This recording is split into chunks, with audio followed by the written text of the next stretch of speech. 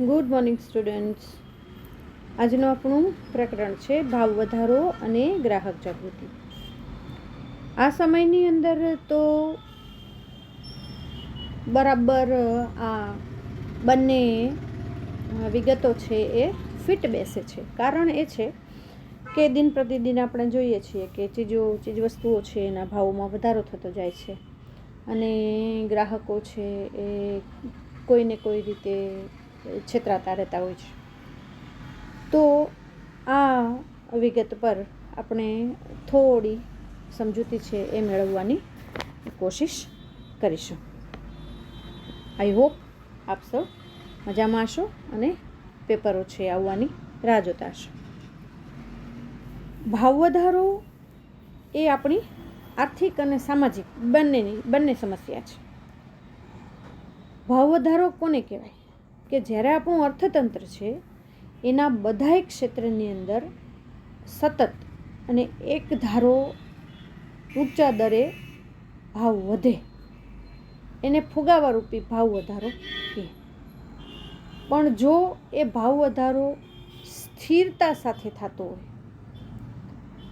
કે એમાં ધીરે ધીરે થતો હોય વધારો પણ એમાં સ્થિરતા આવતી હોય, અચાનક વધે પછી અચાનક ઘટે એવા ઉલાળધાર ન આવતા હોય, તો એવો ભાવ વધારો અર્થતંત્ર માટે પોષણરૂપ છે. કારણ કે એનાથી એક સ્ટેબલ નફો એ મળે અને નફો મળે તો એ લોકોને નવો જે ઉદ્યોગિક સાહસ છે એ શરૂ કરવાનું મન થાય, નવો મૂડીરોકાણ છે એ કરવાનું મન થાય અને ઉત્પાદન ખર્ચની અંદર થતો વધારો છે એ ભાવ વધારા કરતાં ઓછો હોય એટલે નફો વધે અને નફો વધે એટલે નવું મૂડીરોકાણ છે એ થઈ શકે. હવે ઉત્પાદન વધે તો ઉત્પાદન કરવા માટે થઈને એકમોની જરૂર પડે, એકમો માટે થઈને માણસોની જરૂર પડે એટલે રોજગારી વધે અને રોજગારી વધે એટલે લોકોને કામ મળે. વેપારી છે એની આવક વધે અને એ આવક વધે એટલે પોતાના કામદારો છે એની એ વેતન વધારે સરસ રીતે ચૂકવી શકે, બધાની આવક વધે. આવક વધે તો લોકો ખરીદી કરી શકે અને ખરીદી કરવાની જો તાકાત આવે તો ગ્રાહકનું જીવન ધોરણ ઊંચું આવે. એટલે સરવાળે એક વાત સ્પષ્ટ છે કે જે ભાવ વધારો સ્થિરતા સાથે થતો હોય એ હંમેશા આપણને ફાયદો કરે. પણ એ આર્થિક વિકાસની પૂર્વ શરત છે કે સ્થિરતા સાથે ભાવ વધારો થવો જોઈએ. એટલે ક્રમશઃ થવો જોઈએ. એકદમ ઉછાળો આવી જાય, અત્યારનું જ ઉદાહરણ લો, 100 રૂપિયા કિલો કાંદા થઈ જાય, બરાબર છે, વળી પાછો નવું માલ માર્કેટની અંદર જેવો આવે એટલે પછી 10 રૂપિયા કિલો રોડ પર વેચાતી હોય. તો આ કોઈ સ્ટેબિલિટી નથી, તો આ નુકસાન કરે. અને જો આવું થાય, જો નોંધપાત્ર રીતે વધારો થાય, એક ધારો થાય, સતત થયા જ કરે પેટ્રોલની ડીઝલની જેમ, અને ચીજવસ્તુ કે સેવાનું કુલ ઉત્પાદન છે એ કંઈ વધે નહીં, એ તો એટલું ને એટલું જ રહે, પણ નાણાંનો પુરવઠો વધી જાય એટલે બજારમાં જે નાણું છે એ થોડીક વસ્તુ ઉપર કોન્સન્ટ્રેટ કરે, એની જ પાછળ દોડે. એટલે આવી પરિસ્થિતિ કેવી છે, ઓલો ફુગામાં હવા ભરી હોય ને એ પ્રકારની છે કે જ્યાં સુધી ભરાય ત્યાં સુધી વાંધો ના આવે, પછી અચાનકથી ફૂટી જાય. તો આ પરિસ્થિતિ છે કે જે ભાવમાં ઉથલ પાથલ થતી હોય, ખર્ચો, આવક, ઉત્પાદનના સાધનોની કિંમતની ગણતરી, ફાળવણી, એ આખું નાણાંનો પુરવઠો છે ને આ બધી વસ્તુઓ એને અસ્તવ્યસ્ત કરી નાખે અને એના કારણે આપણી જે ઇકોનોમિકલ કન્ડિશન છે એમાં એકદમ ઇમ્બેલેન્સ, અસમતુલા આવે. અને આવી અસમતુલા અચાનકથી વધે, અચાનકથી ઘટે. જેમ આપણે જોયું કે વિશ્વ છે આખું મહામારીમાં સપડાયેલું છે, આર્થિક રીતે બધા ડામાડોળ થઈ ગયા છે. તો એ સમયની અંદર જુઓ, સોનાનો ભાવ 53,000 છે, માણસોને જીવવાના ફાંફા છે. આ શું છે એવો વિપરીત વધારો છે કે જેના કારણે કોઈ જાતનો ફાયદો છે એ નથી થતો, એ તો આર્થિક વિકાસમાં હંમેશા સમસ્યારૂપ છે.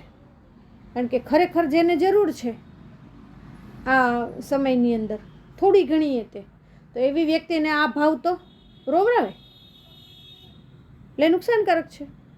પણ હા, ભાવ વધારો હંમેશા આવી જ રીતે થાય એવું જરૂરી હોતું નથી.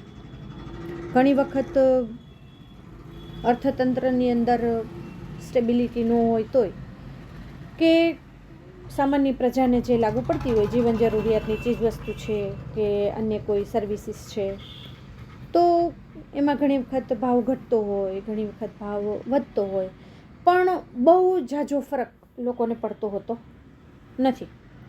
આવું ક્યારેક બને. હવે ભાવ વૃદ્ધિના કારણો શું છે, કયા કયા છે? તો એના બે પરિબળો છે. એક, અર્થતંત્રમાં ચીજવસ્તુ સેવાઓનું કુલ ઉત્પાદન અને પુરવઠામાં તાત્કાલિક વધારો ન થાય, અને બીજું, તેની સામે કુલ માંગમાં વધારો થવાને કારણે ભાવ વધારો સતત જોવા મળે. તો હવે એને આપણે ડિટેલમાં જોઈએ. ડિટેલમાં એ 8 પોઈન્ટ છે એના. નાણાંના પુરવઠામાં વધારો થાય, વસ્તી વધારો થાય, આપણી નિકાસમાં વધારો થાય, કાચા માલની ઊંચી કિંમત થાય, કાળું નાણું વધે, સરકાર ભાવ વધારે, કુદરતી કોઈ આફત આપણને નડે, અને કાં પછી માણસો દાણચોરી, સંગ્રહખોરી, કાળા બજાર કરે. તો આપણે એક એક જોતા જઈએ. નાણાંના પુરવઠામાં વધારો કઈ રીતે થાય? બજારમાં વધારે પૈસા ક્યારે આવે? તો ક્યારે આવે? એક તો સરકારે જે બેલેન્સ સર્વૈયું કાઢ્યું હોય વર્ષનું, એમાં ખોટ કઈ હોય, તો એ ખાધની પુરવણી માટે નવા પૈસા એ માર્કેટમાં ગવર્મેન્ટ જનરેટ કરે ઘણીવાર. પછી બીજું કે નાણાંનો જે ચલણ વેગ છે, એટલે કે એનું જે રોટેશન છે એમાં વધારો થાય, નાણાંની લેવડ દેવડ વધે. અને ત્રીજું, શાખ વિસ્તરણની નીતિ દ્વારા ધિરાણ પરનો વ્યાજ ઘટાડીને, કે આપણે કોઈને પૈસા ધીરતા હોઈએ, બેંક લોન આપતી હોય તો એનું વ્યાજ ઘટે, અને ઘટે તો લોકોને કોઈ પણ પ્રોપર્ટી છે કે કોઈ પણ વસ્તુ છે એ વસાવવાનું મન થાય કે ભાઈ વ્યાજનો દર ઓછો છે તો આપણે લોન પર આ વસ્તુ વસાવી શકીએ. તો લોકોની ખરીદ શક્તિમાં વધારો થાય, નાણાંનો પુરવઠો વધે એટલા માટે થઈને.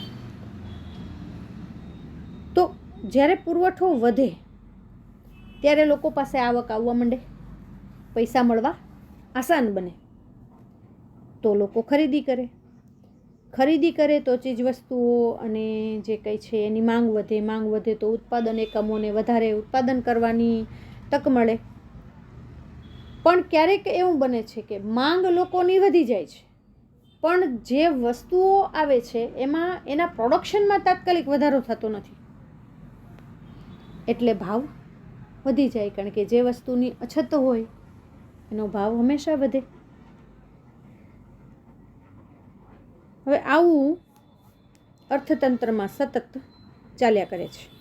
હવે એ નાણાંનો પુરવઠો છે, હવે એ માત્ર પ્રજા માટે જ નથી. સરકારનો ખર્ચો હોય, કોઈ યોજનાઓ ન હોય અને આકસ્મિક કોઈ ખર્ચો આવી જાય, અથવા તો આપણી જે સંરક્ષણ નીતિ છે, દેશને જે કાંઈ ફાઇટર પ્લેન છે કે બીજા કોઈ એવા સાધનો છે કે એ વસાવવાના હોય, કોઈ કલ્યાણકારી યોજના છે સરકારે વચ્ચે અચાનકથી બહાર પાડી હોય, કે મેળાવડાઓ ઉત્સવો થયા હોય, કે જાહેર ખર્ચો વધી ગયો હોય, તો એ સમયે આ પુરવઠો એ વધારે એક્ટિવ હોય, અને એ એક્ટિવ હોય એ સમયે ખરીદી છે એ લોકોની એ શક્તિ એની વધતી હોય, અને વધે તો ભાવ ઊંચો જતો હોય. એટલે ખરીદી શક્તિમાં વધારો છે એ પણ ભાવ વૃદ્ધિનું કારણ છે. કે લોકો અગર માર્કેટમાં લેવામાં આવવા માંડે કે હા ભાઈ, વેચવાવાળાને ખબર પડે કે બધા આ તો ખરીદી કરવા માંડ્યા છે, એટલે ધીરે ધીરે એમાં વધારો એ કરવા માંડે, તો આ એક કારણ છે. પછી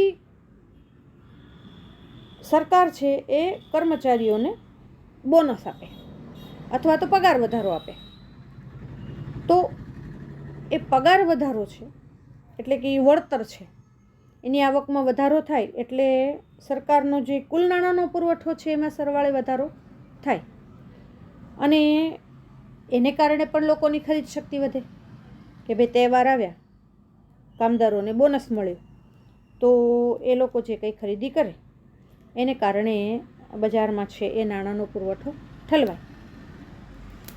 પણ માંગ વધે છે અને કુલ પુરવઠો વધતો નથી, એટલે ભાવ વધારો થવાની શક્યતા વધારે છે.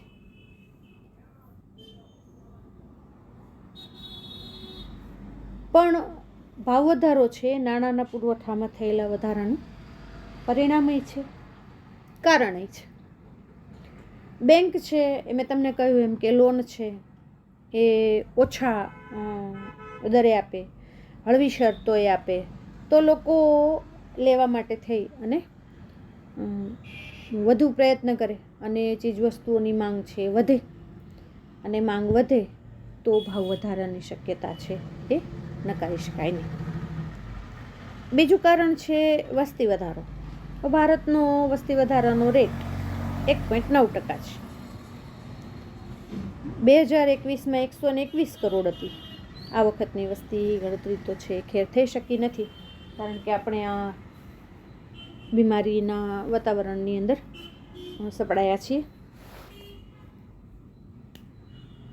તો 2001થી વસ્તીમાં જે ઝડપી વધારો થયો, તો લોકોને જેમ બાળક જન્મે તો એની કેટલી જરૂરિયાતો હોય, તો એ પ્રમાણે ચીજવસ્તુ જોઈએ, સેવાય જોઈએ, તો માંગ અને પુરવઠાની સ્થિતિનું ઇમ્બેલેન્સ થાય અને વસ્તુની અછત થાય તો ભાવ વધારો જન્મે. ત્રીજું છે નિકાસમાં વધારો. કોઈ વસ્તુને આપણે બહાર વિદેશ મોકલીએ છીએ, બજારમાં બહાર મોકલીએ છીએ, તો વિદેશ બજારમાં દેશની પેદાશોની માંગમાં વધારો થવાને લીધે જે ચીજવસ્તુઓ છે એ લોકલ માર્કેટમાં વેચાતી હોય, અગર આપણે એને બહાર મોકલી દઈએ છીએ સારો ભાવ મેળવવા માટે, તો સ્થાનિક લોકો માટે, લોકલ લોકો માટે એ વસ્તુ ઘટે, અને ઘટે એટલા માટે ભાવ વધે, કારણ કે માંગ સામે પુરવઠો ટૂંકો પડે. ચોથું છે કાચા માલની ઊંચી કિંમતે પ્રાપ્તિ. હવે ઘણી વખત માનો કે કાપડ બજાર છે, હવે એમાં જોઈએ કપાસ. હવે એ કપાસની અછત હોય તો એક તો કપાસ મોંઘો મળે એટલે કપડું મોંઘું બને, અને મોંઘું બને એ કપડું પછી રંગ થાય, એમાં ડિઝાઇન પડે, એમાં એનું સ્ટિચિંગ થાય કે એ બધો ખર્ચો એમાં ઉમેરાય અને વસ્તુની કિંમત વધી જાય. અને ગ્રાહકો કોણ છે? જે ઉત્પાદન કરે છે એમાંનો જ એક વર્ગ છે, પ્રજા જ ગ્રાહક છે, એટલે ખરીદ શક્તિ છે એની ઘટે કે ભાઈ આનો તો ભાવ વધી ગયા છે, તો અમે તો ખરીદી ન કરી શકીએ, તો એ શું માંગે? વધારે પગાર માંગે કે ભાઈ અમને થોડોક આવી રીતે અમારી આવકમાં વધારો થાય તો અમે આ પ્રકારનું કપડું છે એ અફોર્ડ કરી શકીએ. અને જો એ સંતોષવામાં આવે તો ફરીથી ઉત્પાદન ખર્ચમાં વધારો થાય અને ફરીથી ભાવ વૃદ્ધિ થાય, કારણ કે વેતન ક્યાંથી કાઢવું? તો કે ભાઈ કરો ઊંચો કિંમત, અને ઊંચી કિંમતે થાય તો પછી બજારમાં ઊંચી કિંમતે જ આવે, તો એ એમનું એમ આયલા કરે. ભાવ વૃદ્ધિ એનું જે વિષચક્ર છે એ એમનેમ ચાલ્યા કરે છે. પછી છે કાળું નાણું. હવે સરકારી ચોપડે બધા જ વ્યવહારો છે એ હિસાબી ચોપડે નોંધવામાં આવતા નથી. કેટલાક લોકો એની ઊંચી આવક હોય, વધારાની આવક હોય, એ છુપાવતા હોય. જે બિનહિસાબી આવક છે એને આપણે બ્લેક મની, કાળું નાણું કહીએ છીએ. હવે એ સર્વિસ ટેક્સ નથી ભરતા, આવકવેરો નથી ભરતા, એને બદલે વહેલામાં વહેલી તકે વાપરી નાખે, અલગ અલગ જગ્યાએ રોકી દે, બિનજરૂરી વસ્તુઓ એ ખરીદી લે. એટલે કાળું નાણું છે એ ભાવ વધારાનું પોષક છે, કારણ કે માર્કેટની અંદર પછી એ જે તે ચીજ વસ્તુ છે એની અછત થઈ જાય, અને અછત એટલે ભાવ વધારો. કુદરતી આપત્તિઓ આવે, ક્યારેક અતિવૃષ્ટિ થાય, અનાવૃષ્ટિ થાય, ધરતીકંપ આવે, રોગચાળો ફેલાય, જેમ અત્યારે આપણે જે સમયમાંથી પસાર થઈ રહ્યા છીએ, યુદ્ધ હોય, તોફાન, આંદોલન, હડતાલ, તાળાબંધી, આવું કાંઈ થાય તો માંગ પુરવઠો એની ઉપર અસર પડે. પુરવઠો ઘટે, વસ્તુઓ નથી, નાણાંનું પ્રમાણ સ્થિર હોય, ચીજ વસ્તુઓની માંગ હોય અને ભાવ સપાટીમાં વધારો થાય. તો આપણે અત્યારે આનો પ્રેક્ટિકલ જોઈ રહ્યા છીએ કે કેટલા સમયે ફેક્ટરીઓ બંધ, કારખાના બંધ, બાકી બધુંય બંધ, આવકના સ્ત્રોત બંધ, અને બેઝિક જે જરૂરિયાત છે, સામાન્ય જરૂરિયાત, મૂળભૂત જરૂરિયાત એ તો છે જ. તો એ મૂળભૂત જરૂરિયાતો છે એને પણ જ્યારે પૂરું ન કરી શકાતું હોય તો ભાવ સપાટીમાં વધારો થવાની શક્યતા એ છે. ધીરે ધીરે જેમ જેમ પ્રોડક્શન છે એ વધશે એમ ભાવો છે સ્થિર થવાની શક્યતા આપણે કરી શકીએ. દાણચોરી, સંગ્રહખોરી અને કાળા બજાર. જકાત ચોરી કરવી ને જે ટેક્સ ન દેવો પડે, ટોલ ટેક્સ, એવું બધું, એ દાણચોરી. ગોડાઉનમાં ભરી રાખવું, કોઈને ન આપવું, થોડું થોડું કરીને બહાર કાઢવું જેથી કરીને ભાવ વધારે મળે, એ સંગ્રહખોરી. અને કાળા બજાર એટલે કે માલ હોવા છતાં નથી એવું દર્શાવવું અને જેને જરૂરિયાત છે એને એ જ માલ ઊંચા ભાવે વેચવો, આ કાળા બજાર. તો કેટલીક વખત આયાત જકાતના ઊંચા દરોને કારણે આયાત ઉપર નિયંત્રણ, નિકાસનો પ્રતિબંધ હોય તો લોકો જકાત ચોરી કરવાના ઈરાદે ચોરી છુપીથી કરવેરા નહીં ભરીને વિદેશી માલ સામાન દેશમાં લાવે છે, એને દાણચોરી કહેવાય છે. અરે દાણચોરી વિદેશથી અહીંયા જ નથી થતી, અહીંયાથી પણ માર્કેટમાં કે અહીંથી બહાર મોકલવામાંય થાય છે, બરાબર. અને એક ટેક્સ ન ભરવો પડે એટલે લોકલ માર્કેટોની અંદર પણ દાણચોરી છે એનું પ્રમાણ છે એ ઘણા મોટા પ્રમાણમાં છે. પણ મોટે ભાગે દાણચોરી એ વિદેશી માલ જ્યારે આપણે આપણા દેશમાં ઠાલવીએ છીએ, ખબર ન પડે કોઈને, એ રીતે.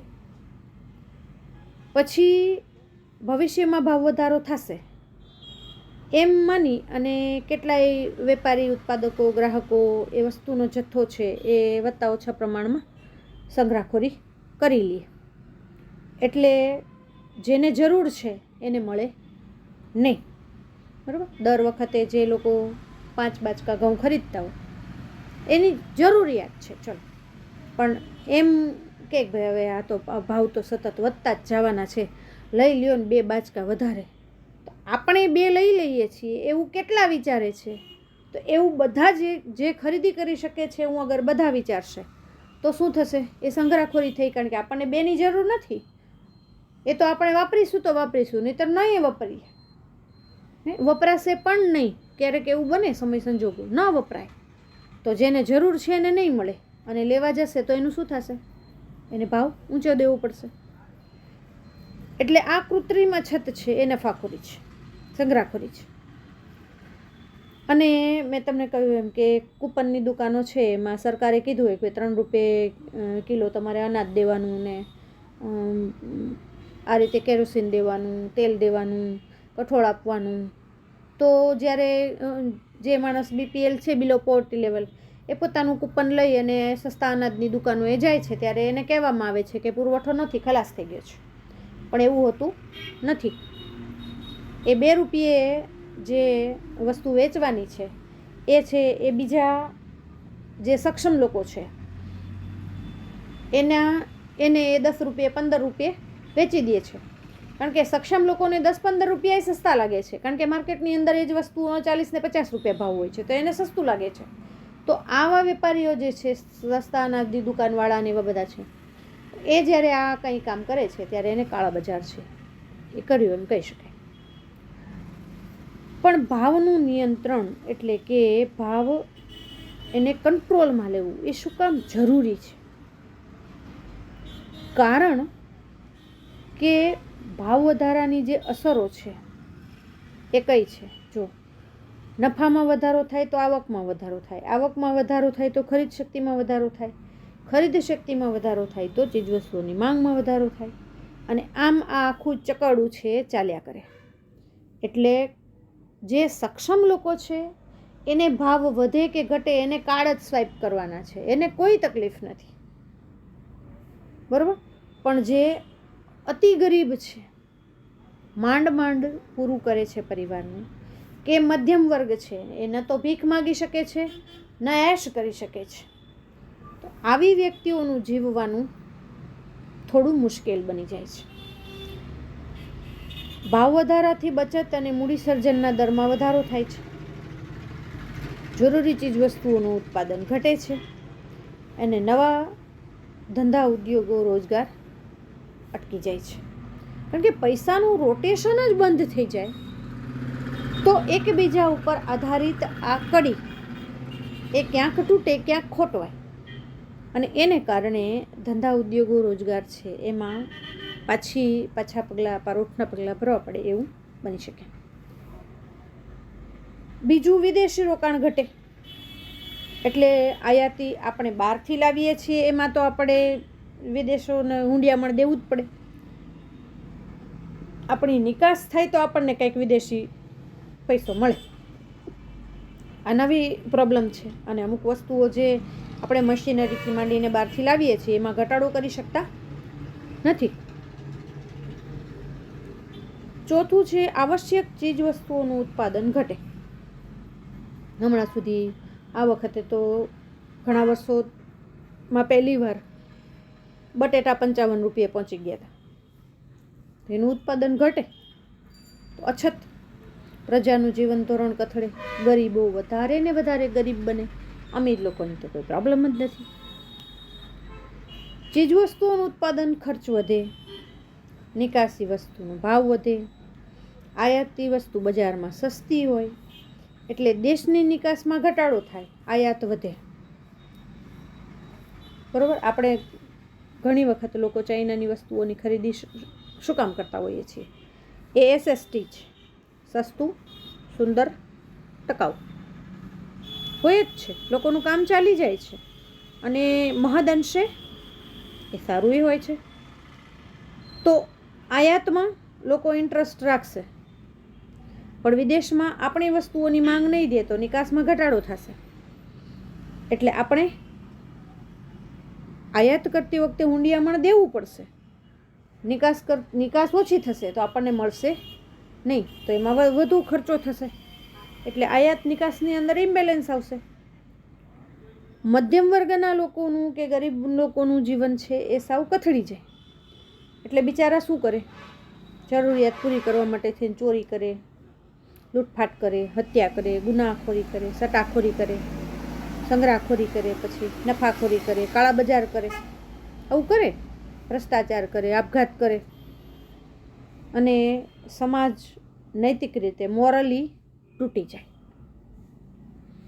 એટલે ભાવ વૃદ્ધિને હંમેશા નિયંત્રણમાં લેવી એ જરૂરિયાત છે.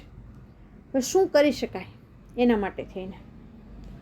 તો કે ભાઈ, નાણાં વૃદ્ધિ છે એને કરવી જોઈએ. નાણાકીય પગલાં લે કે ભાઈ મધ્યસ્થ બેંક છે જે આરબીઆઈ છે, રિઝર્વ બેંક ઓફ ઇન્ડિયા, એ અર્થતંત્રમાંથી નાણાંનો પુરવઠો ઘટાડી દે, કે અમુક લોન બંધ કરી દઈએ, અમુક પગારમાં કાપ મૂકી દઈએ. એટલે શું કરે? લોકો ખરીદી ન કરી શકે, ખરીદી ન કરી શકે. એટલે અમુક વસ્તુઓનું માંગ ઘટે. પછી શું છે, માનો મારે જરૂરિયાત છે કે હું ભાઈ શાકભાજી ને એવું લઈ શકું એમ છું, પણ મારે નવા કપડાં છે એની જરૂર નથી, તો હું એને ન ખરીદું તો ચાલે એમ છે. તો આવો અંકુશ આવે એટલે ક્રમશઃ ધીરે ધીરે ભાવ ઘટે. પછી વ્યાજનો દર ઊંચો કરી નાખે એટલે લોન લેવાવાળાની સંખ્યા ઘટી જાય, એટલે રોકાણ છે અટકે નહીં. વ્યાજના દર વધે એટલે લોકો શું કરે?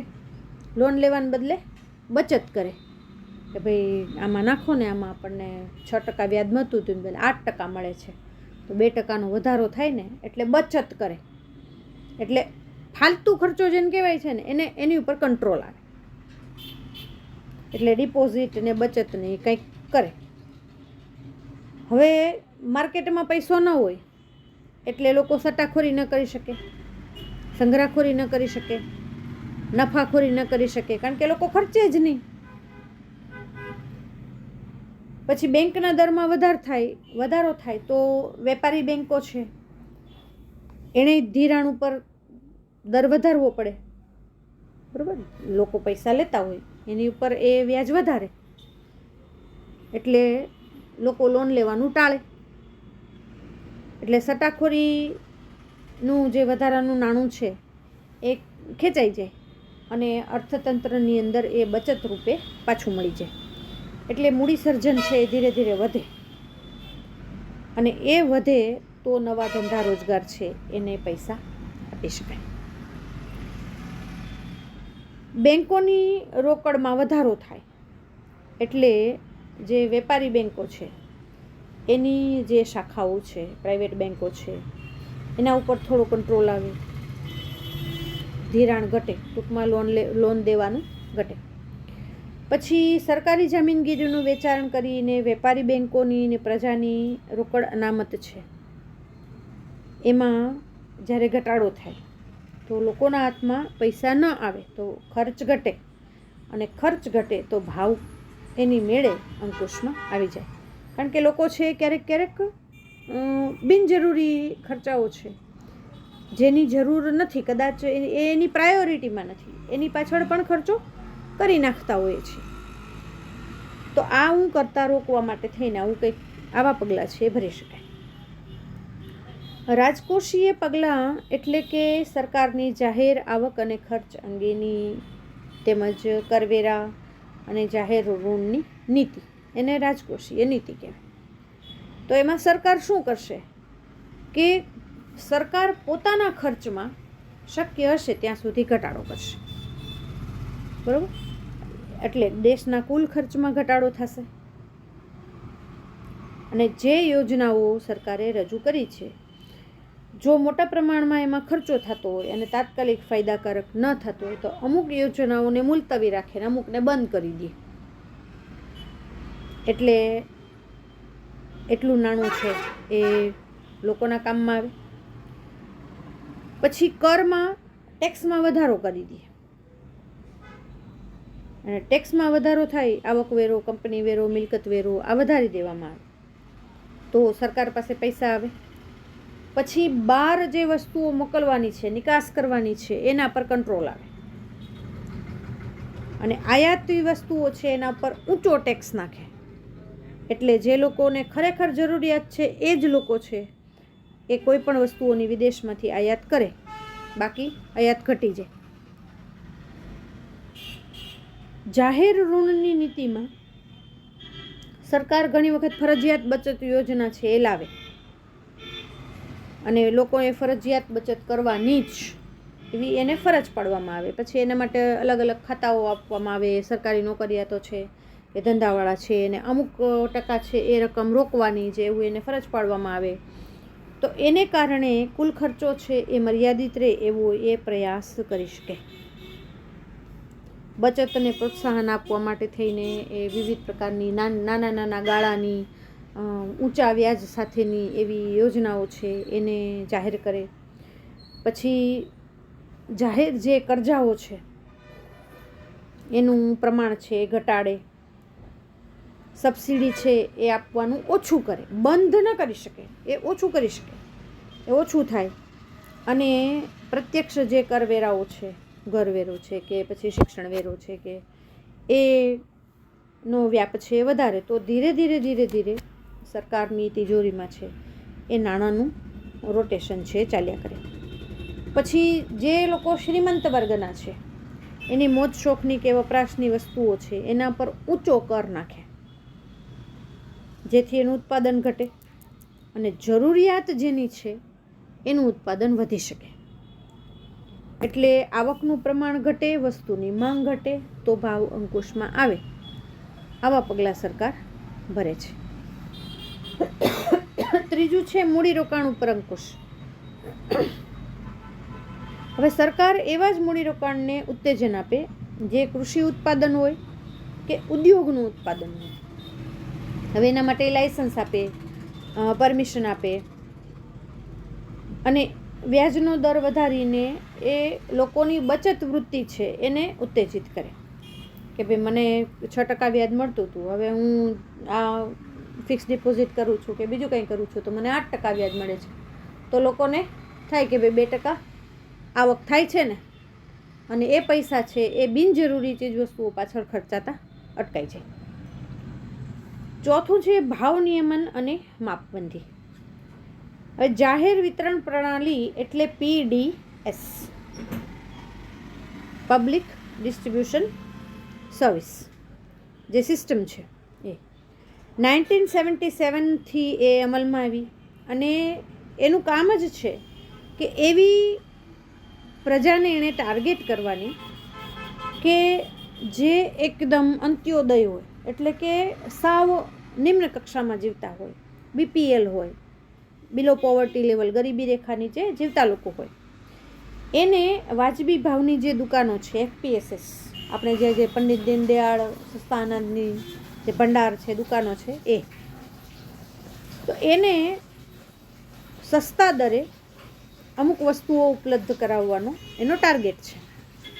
લગભગ 4.92 લાખ જેટલી આવી દુકાનો છે એ આપણા દેશમાં અત્યારે મોજૂદ છે.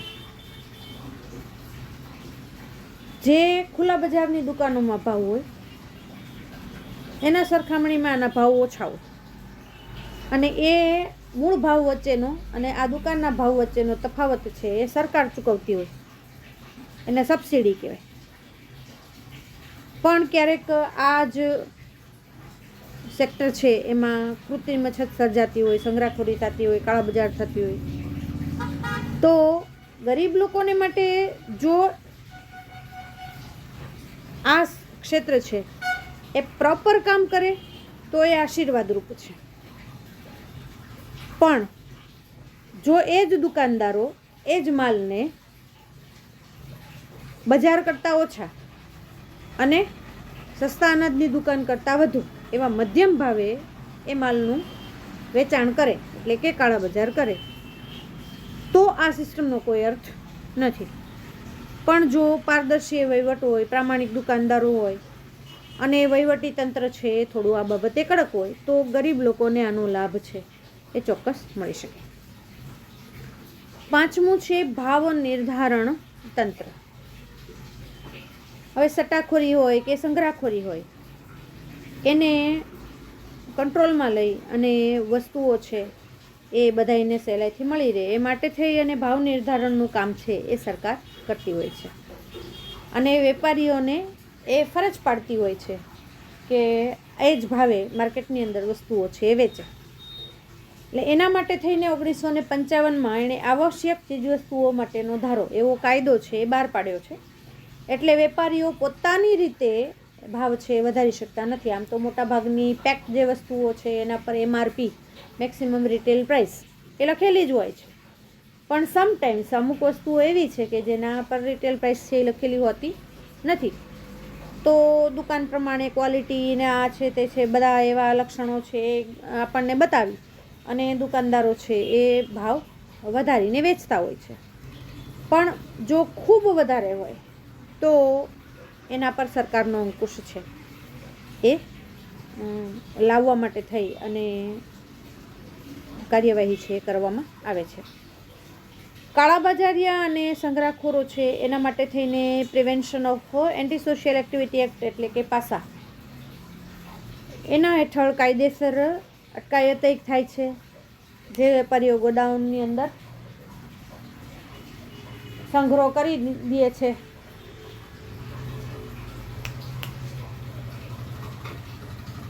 સંગ્રહ કરે છે એના માટે થઈને જથ્થાનું નિયમન, ચેકિંગ, સ્ટોક પત્રક, ભાવપત્રક એ બધું એની પાસે માંગવામાં આવે, ઓડિટ કરવામાં આવે, અને એ ઓડિટ છે એને કારણે એ બધું શિસ્તમાં રહે, કારણ કે શિક્ષાત્મક પગલાઓનો ડર હોય.